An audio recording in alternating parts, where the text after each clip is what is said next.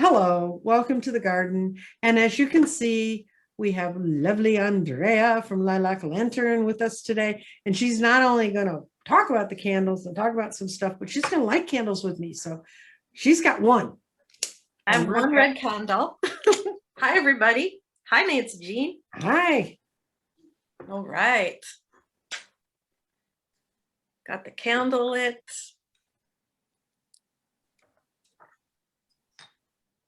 Feels very calming. Yeah, I finally broke down, guys. Quit using the matches. I kept burning my fingers.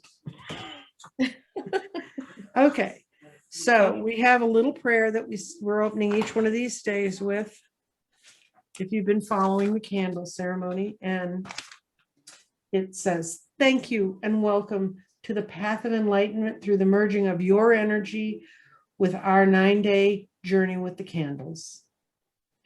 And I'm going to go over today. We're doing a special intentions for the energy to pull in for our Canadian cousins to get their vaccines as soon as possible, because I know for me, the vaccination was such it not only put the little things in there that killed the bad stuff, but it also lifted my spirit. And I really pray for that to come to my Canadian cousins. And I not only have Andrea, who's kind of a Canadian cousin, but my parents are really Canadian, and I really have a Canadian cousin. And she's not happy with the way the world's going right now. Yeah, so I'm up here in Canada, and thank you very much for sending us some good energy and vibes. And we are definitely cousins, you and I, spiritual cousins. Right. And this is the 7th day of the candles. And as you know, I've been kind of having a quote of the day. And the quote I picked for Andrea was, success is not final. Failure is not fatal. It is the courage to continue that counts. And that's from Winston Churchill, who Canadians were closer to than we were, since he was also their prime minister in World War II. But I think that that's really good for us to understand. So today, America is very successful. We've got the vaccine, but that's not the end of it. And the fact that Canadians don't isn't fatal for them. We just need to continue on and do what we can do to support each other. So now, beautiful. As we know, what we're looking at kind of is, this is a ritual. The 9 candles is a ritual.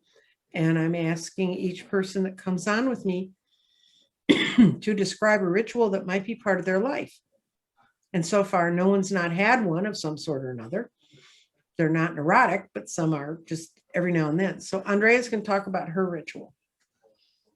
Right. So we were talking about rituals, and you had mentioned, do I have one with tarot cards? And I thought that's a great one to share, because a lot of people get tarot decks and they don't really know what to do with them when they get them. And you know, whatever you want to do is for you, but I'll share what I do. So I did just get a new deck. It's called Divine Doors.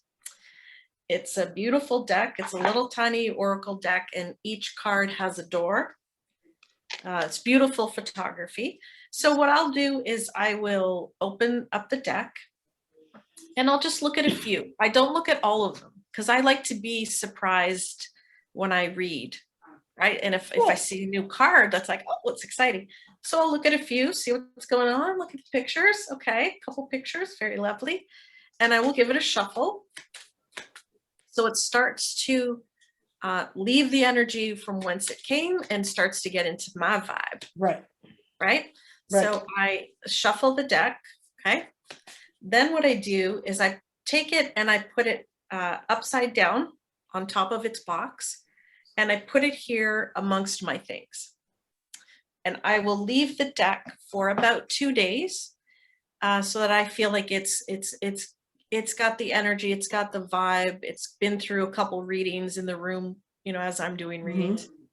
And then I will start to use it. And I find that that works for me. I don't know if it's a cleansing thing, but it's what I do every single time when a new deck comes in, because I want to ensure that it doesn't carry over something on its travel to my house, like energy from whoever touched it or made it or whatever. I need it clean and clear for my readings.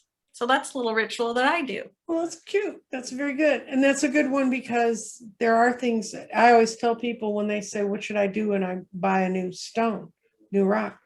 And I always tell them, take it home, make it yours, and sage it. I don't suggest washing rocks because there's some rocks that are not tolerant of water. And so saging and all that stuff seems to be the better way to help them. And that's, and it's just all the things we can do to protect ourselves. But I think people need to understand you infuse your own energy in the things you use and the books you read and the cards you use and the other things. And that our energy it's a two-way street. It's to those things out there, and then they give their energy back to us, which is something people who, when they get my grids, they find out these stones really have power in them. They really do fire up. They really do have an energy, and all stones do, even that nasty little piece of gravel out in your back. Really, it's a thing. The other thing I've been doing on this journey of the 9 candles is I've been talking about the 7 steps to talking with your angels. This is Angelspeake. I put a description of it below in my comments. I'll get the name from Andrea for her deck so that we can make sure that that gets in there too. And what we've done is, I'm going to recap the steps in case you're like me and you can't remember them. The first one was to pray and ask for the guidance that you're going to get. The second one was to breathe, because the angels enter us through our own breath. What a lovely thought that is. Yeah. The third step is to listen and not discount those little voices that they're communicating with you and trying to help you with your life. The fourth step was write. And if you've seen the fourth one, it was funny because that was the ritual Sheila has in her family, was to write down lists when they start their first fires of the year in the fireplace. And they write down their lists of what they want to get rid of and they burn them. Oh, very so nice. Writing's part of that. So the fifth step is to accept. Accept what you write, that it is what you write. We are guiding you. This is the angels own this book. I don't know if I can show it to you. I'll try. I should really rehearse. Okay, see how she's red? Yes. See how the red print? Red prints are what the angels directly said to the authors of this book. Then the black print is how they surmised it. So that what you write is what you write. We are guiding you, but it will all feel as though you're making it up. It may always feel as if you're making it up. That's what they were warning them. But this acceptance, that's why it makes acceptance the most important part. They had to quit saying, I'm not hallucinating. I really have angels talking to me. And then, of course, you think you're making it up. They're sending you messages that filter through your life experiences, your brain, your personality, your vocabulary, and your memories. No one less than the divine being could communicate with you on that level. Who else knows? They know your pains, your strengths, and your inner truths. They feel your essence as much as your own. Angels are your most loyal friends, most honest supporters. You do not even know how much they know about yourself. And when you read these steps of how to talk with angels, and whenever I talk to them with readers, it's all stuff we go through. You lay the cards down, you go, really? That's true. And you feel it's true, but you're like, oh, can I say that to that person? And you're a real reader when you just say, okay, those are the cards that showed up. That's, the rune that showed up, whatever you're reading. I used to work at a psychic fair where a guy really read chicken bones. So whatever you're reading, you have to accept that the divine has set those up for you to be able to read. And so that's accept today. And that means that when this energy flows through you and you have a feeling about it, accept that feeling. And we need to accept that we are going through the times we're going through. We can't deny them. Now down here, this is because we're getting unmasked. They're still living in clamp down in Ontario, right? Yes. And is it all of the provinces that are locked down? The whole province of Ontario. We've been in like you're in your house lockdown kind of thing for weeks, and now they're extending it to at least June 2nd. So Jeez, yeah, that's at brutal. least. So Well, you got the variants and, and didn't get but anyway, hopefully now that Americans are almost getting close to their quotas of what they really need for us to stay safe, we'll sneak some of it across the yeah. border.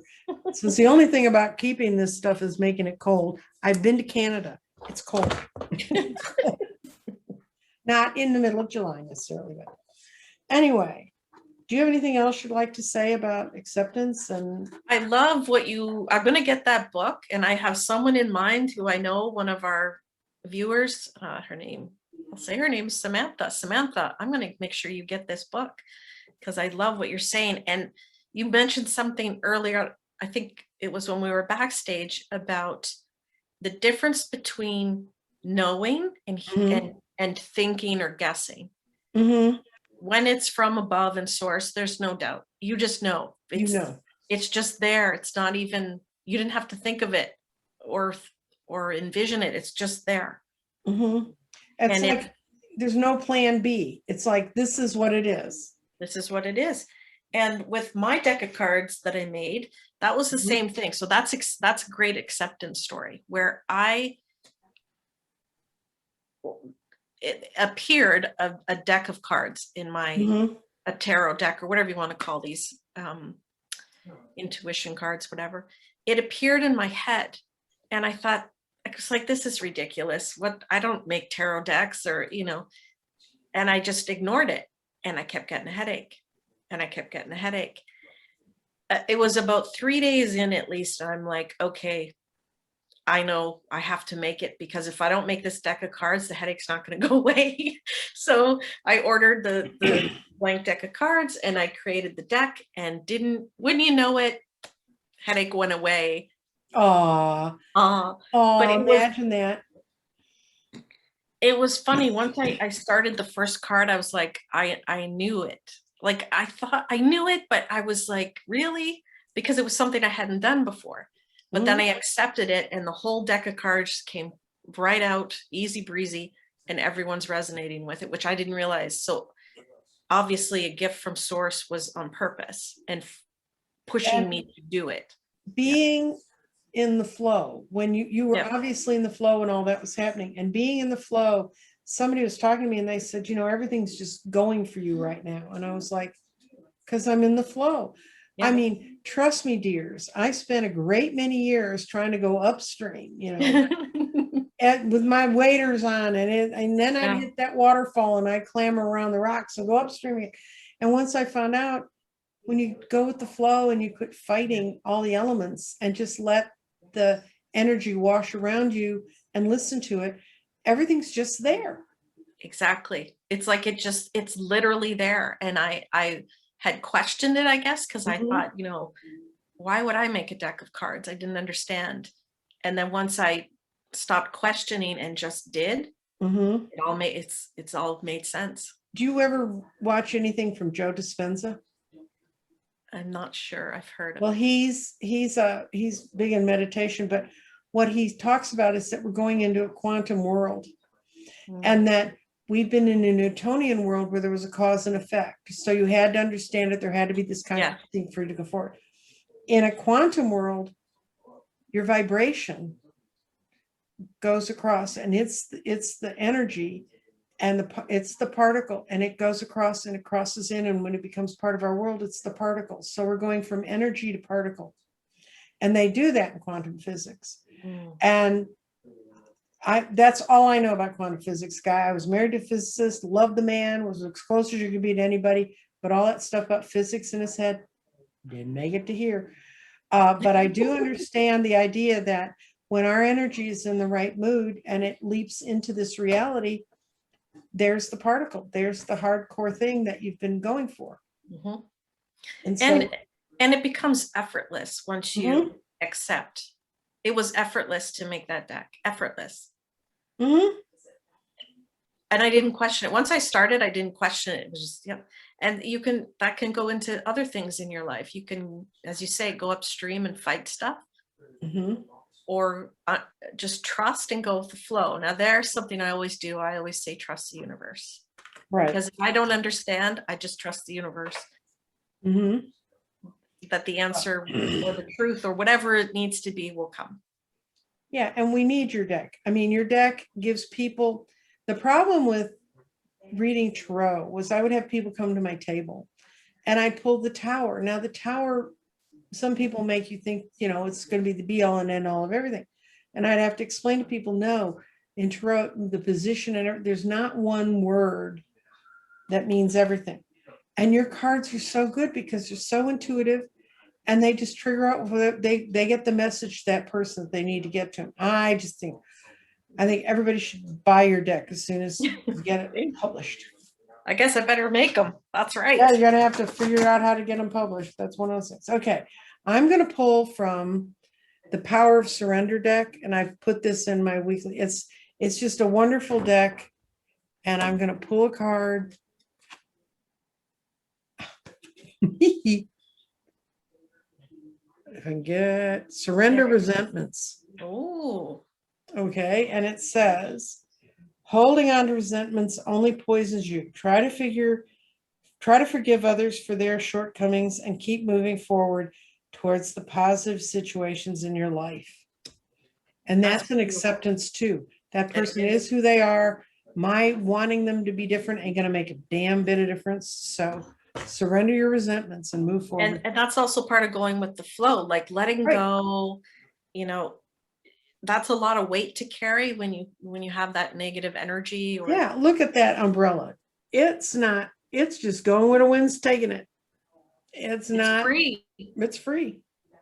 I love that the card's red and your red candle ceremony. Yes, it's red all over the place. Well, thank you, Andrea, for coming over, jumping the border and coming over and seeing us. One of the other things people have to look forward to is when Andrea can get sprung from Ontario, because we can't go in there either. But she wants to come down and we're going crystal hunting. I can't wait. I can't wait. I've been researching which are the best ones now and who's doing the most productive of the ones close to me. And I have a friend who's a true rock hound. She runs a rock group here. And I talked to her and she said, oh, I've got a laundry list. So we're going to have a good time. We're going to have a great time. I'm going to bring an empty suitcase just for the rocks and the crystals. You're going to have to. Anyway, thank you so much for being here, but I'm going to blow out the candles because the first time I did this one woman never saw me blow them out and she kept running through candles because she kept burning them down every night. Oh, no. I'll blow out mine when you do your last one. Okay.